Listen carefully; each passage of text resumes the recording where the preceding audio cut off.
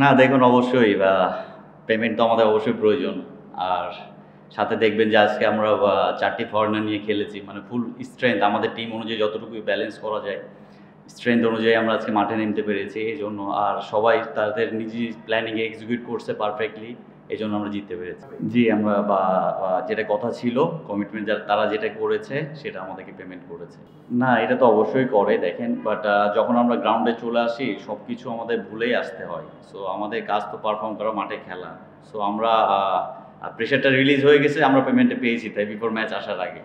এইজন্য আমাদের আর কোনো প্রেশারটা থাকে নাই এবং আমরা আমাদের বেস্টটা দিয়ে খেলার চেষ্টা করেছি।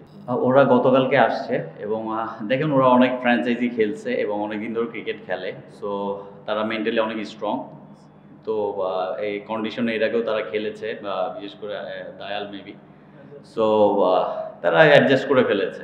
আদর্শ না দেখেন বাইরে থেকে আসতে হলে তো অনেক কিছু মেনটেন করে তারপর আসতে হয়। লাইক আপনার জানেন যে এনওসি লাগে, তারপরে টিকিটের বিষয় থাকে, অনেক কিছু ক্লিয়ারেন্স লাগে।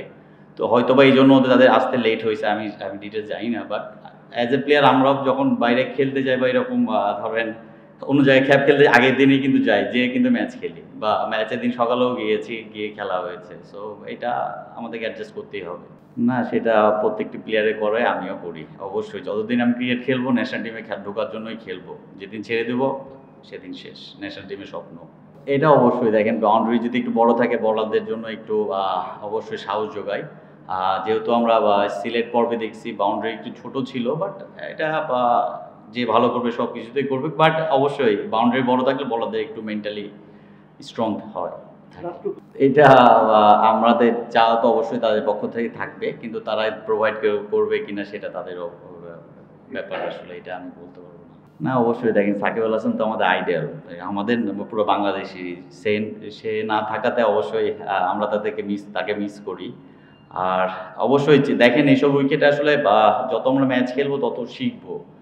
তো এইসব উইকেট অবশ্যই challenging but at the time আমি যদি ভালো পারফর্ম করি এই জায়গাটাতে বা যে কোনো প্লেয়ারই করে অবশ্যই এক্সট্রা তাকে বুস্ট আপ করবে।